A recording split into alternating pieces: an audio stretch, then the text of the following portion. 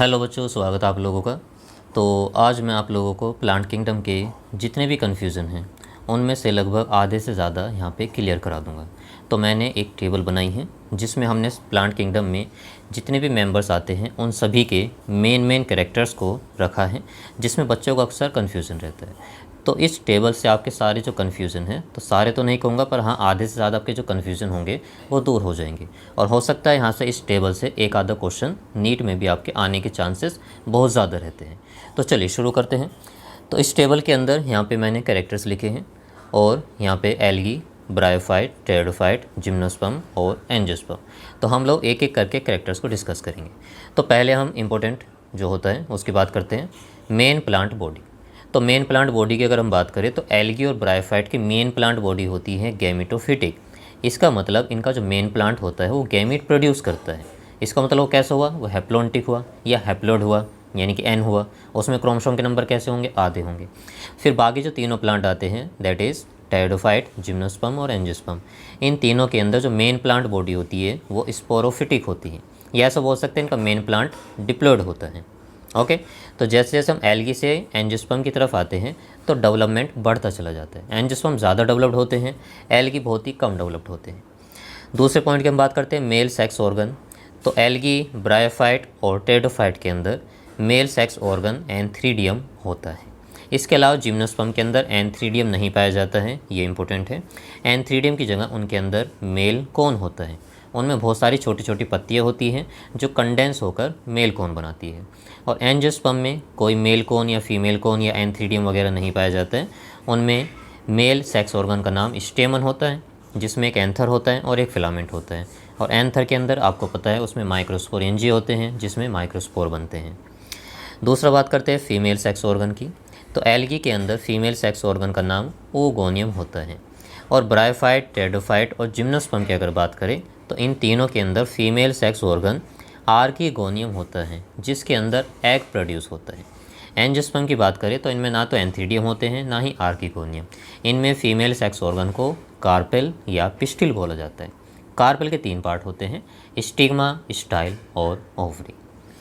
Next है बहुत ज़्यादा इंपॉर्टेंट, जिसमें बच्चे अक्सर कंफ्यूज हो जाते हैं और यहाँ से क्वेश्चन आता भी है, बल्कि नीट में आया हुआ भी है। मियोसिस अकर्सिन कि मियोसिस कहाँ पर होती है, कौन सी स्टेज में होती है। तो एल्गी ऐसे मेंबर है जिनके जाइगोट में मियोसिस होती है। इसके अलावा जो ब्रायोफाइट होते हैं, इनका जो स्पोरोफाइट होता है उसमें 3 पार्ट होते हैं, कैप्सूल, फूट और सीटा।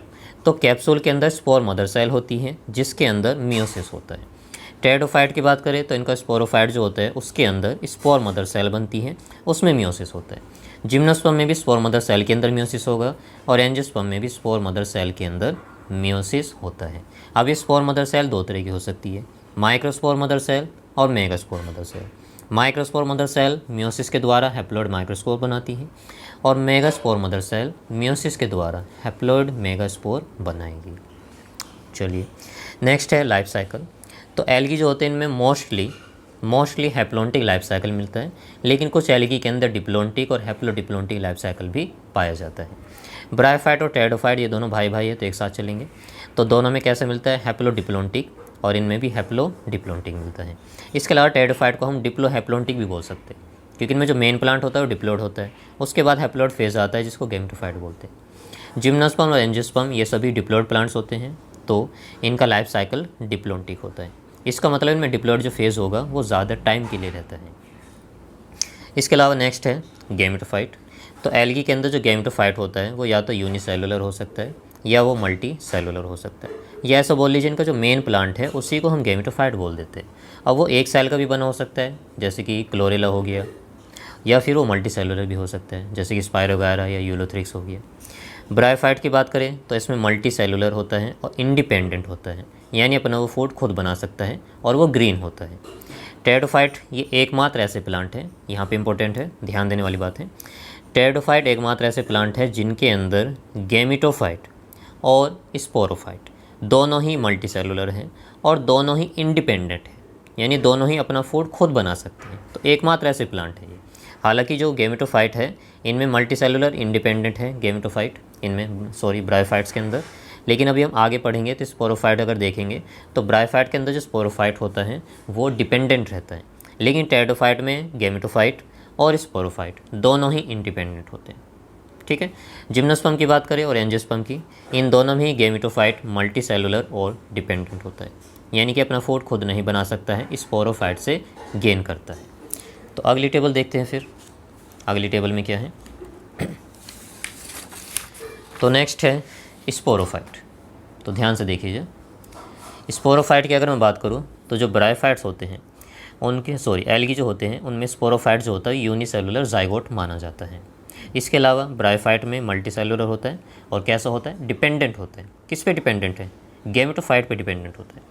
टेरोफाइट में गैमेटोफाइट भी इंडिपेंडेंट था और स्पोरोफाइट भी इंडिपेंडेंट है। इसी तरह जिम्नोस्पर्म और एंजियोस्पर्म में भी कैसा रहेगा, स्पोरोफाइट इंडिपेंडेंट रहता है।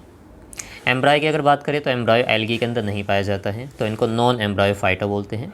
इसके अलावा ये जो चारों आ रहे हैं, ब्रायोफाइट, टेरोफाइट, जिम्नोस्पर्म, एंजियोस्पर्म, इनको एम्ब्रायोफाइटा बोलते हैं, तो इनमें एम्ब्रायो प्रेजेंट होगा।